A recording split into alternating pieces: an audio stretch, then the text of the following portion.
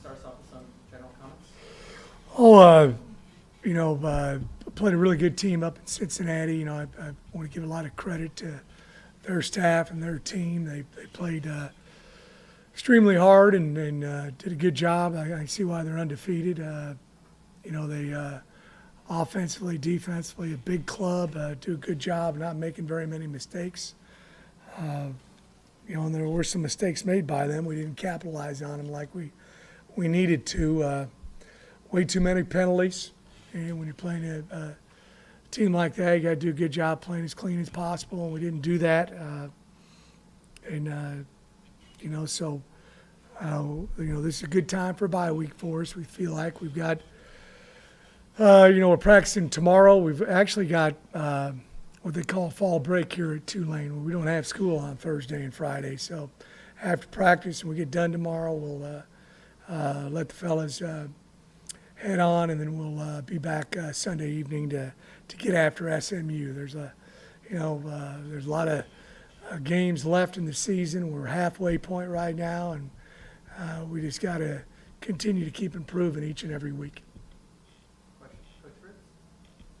Coaches always seem to say the bye week comes at a good time, but is it actually a good time with it fall? Yeah, I don't know if I've had so many of them that seem to happen the second week or the third week, and I really don't think that is a good time.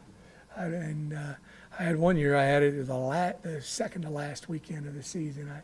I think that's a little too late, but we that was a physical ball game on Saturday. We got some bumps and bruises, and there's some guys that may not have been able to play if we would have played this Saturday, but should be able to play a week from Saturday. So I do think for the healing process, it's good. Recruiting-wise, we're going to jump out and hit the road running, tomorrow after practice. Our guys may have some time off, but our coaches won't. So we'll get a lot of valuable recruiting work in. But I do think it's good for the guys to decompress and heal up.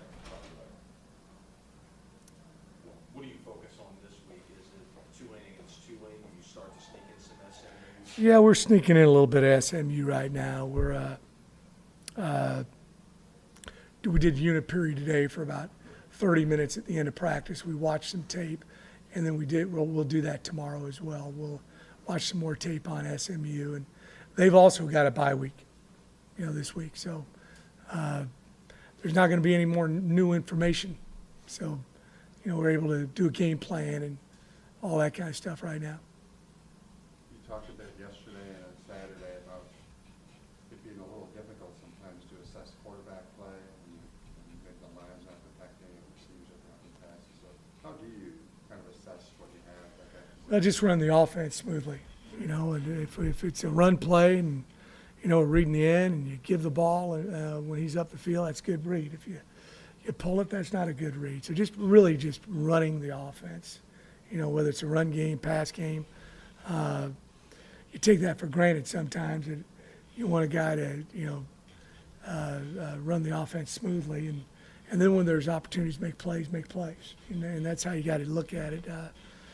But you also got to understand when a play is it's tough to be successful on a play based on, not good protection.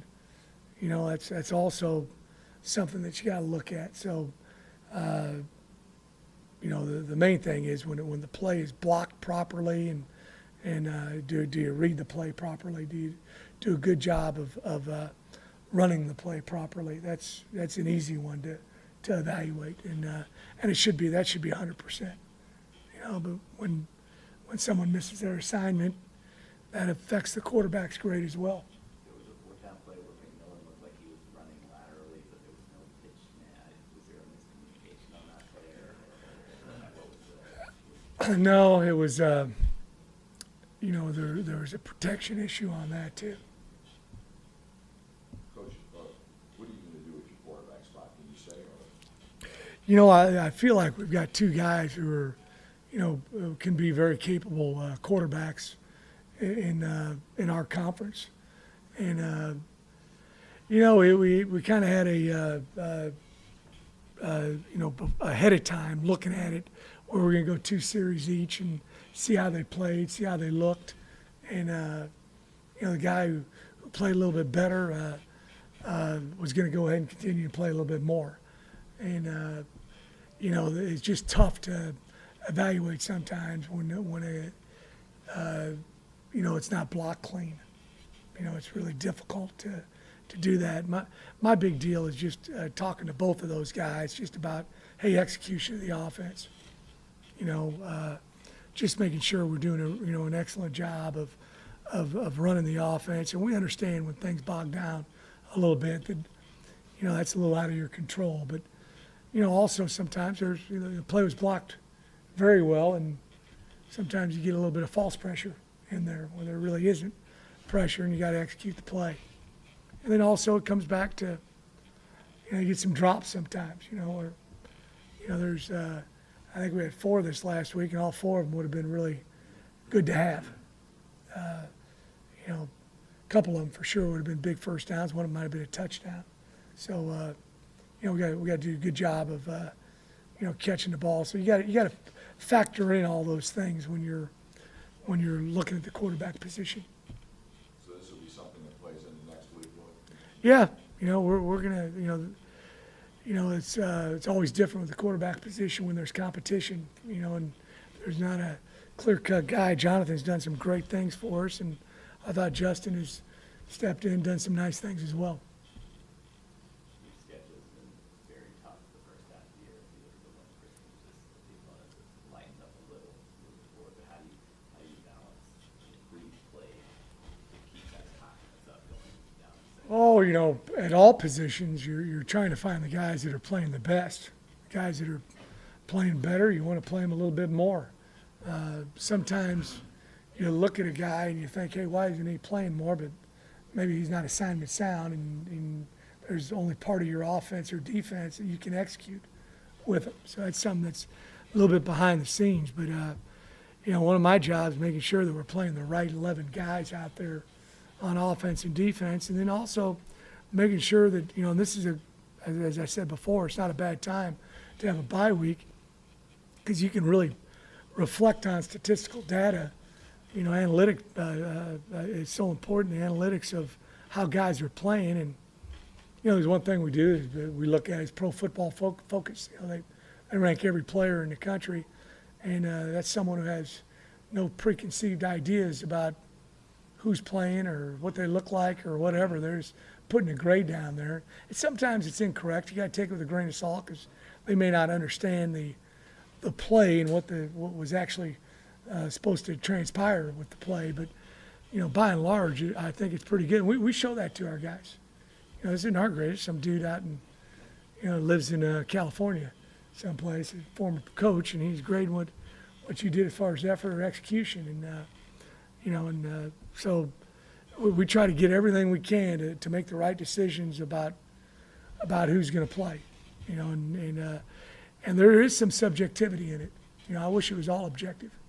And you're able to make a easy determination. That's why it's so easy with the field goal kickers in practice. Does it go between those uprights, or does it not go between? It's pretty easy to understand. Are you getting it off at the right time or not getting it off?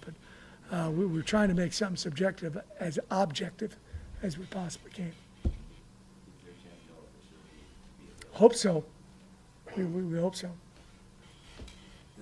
From a perspective of the other 10 guys on your offense, is it better to have one guy that becomes the guy at quarterback, or does it make any difference that you're rotating guys? Oh, I'd when there's not that much difference, you always hear about the quarterback wanting to have rhythm and all that other kind of stuff. And, I've done this in the past a little bit, where there's been a couple guys that you've played, and, I liken it though to linebackers. We roll 3 guys there. We roll running backs. We roll wide receivers. And it doesn't seem to get much attention, but when you do it at the quarterback position, it does get a lot of attention. I don't think it, for the other 11 guys, I don't know how much it does matter. because they're supposed to be. Make a difference at all? Or What's that? Does lefty versus righty make a difference just in terms of? I do think early in the year when Justin first got here, it did make a difference because the ball comes out of his hand a little bit different. But, this is 6 weeks in now. I do think there is a difference. It was like last week with their punter, his left-footed punter. It comes off the foot different, it rotates different. And, luckily we got a jugs machine that can punt them left-footed too. So, we worked on that all week, but it is different. Coach, you think there's a big disparity? I know you won both 2 games you won at home. Do you think there's a big disparity as to how you play at home and you do on the road? And have you looked at that? Well, yeah, we're looking at everything. I'm looking at how we warm up. I'm looking at, you start looking at everything because you're wanting to make sure that you're doing everything perfectly, obviously, you got to look at it too. We played some good teams on the road. I don't want to act like it's all us and not the team we're playing, but certainly, we need to play better on the road. No question about that. Is there any, is that just a function of being good teams seem to find a way to Yeah. better on the road? Is that I've won a lot of games on the road, and right? generally speaking, that means you've won a lot of games. So we've got to play better on the road, though. We try to keep our preparation almost identical to when we're playing at home, as far as what we do the night before, what we do the morning of, our warm up, and so we try to keep things identical as much as possible. One of the things I'm going to do next time we do play on the road is if the opponent allows us to do it. We couldn't do it at Cincinnati because they had a big high school game in there the night before, but we're going to actually go out and warm up the day before at the place where the venue we're going to play at. You haven't done that in the past? I haven't done it in the past. Okay. I shouldn't say I have done it a few times, but you get to the stadium so early that you're out there. You're there 2.5 hours early. You get to walk around the field. You get to do all sorts of things. So I don't know how big of a difference it is. As I've said before, I've won a lot of games on the road doing it this way, but I'm also open for change. Defensive front appeared to hold up pretty well again against Cincinnati. How did you assess the way they played? And again, you can't, you don't want to use this as a crutch, but you take away 5 plays, we played really, really well defensively. In the other, whatever it was, 71 plays or whatever. The 81-yard touchdown, heck, we missed 2 tackles. We make those 2 tackles, it's a gain of 4 or 5 yards.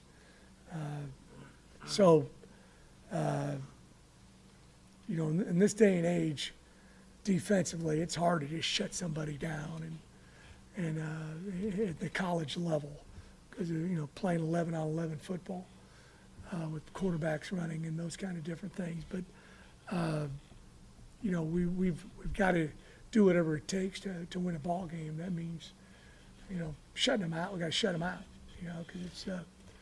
Because there's 3 parts to the game, and we got to do whatever it takes to win the ball game in each phase. But I thought we played decent defensively. Got to play better offensively. We got to make we made some critical mistakes in the kicking game, which we hadn't done up to this point.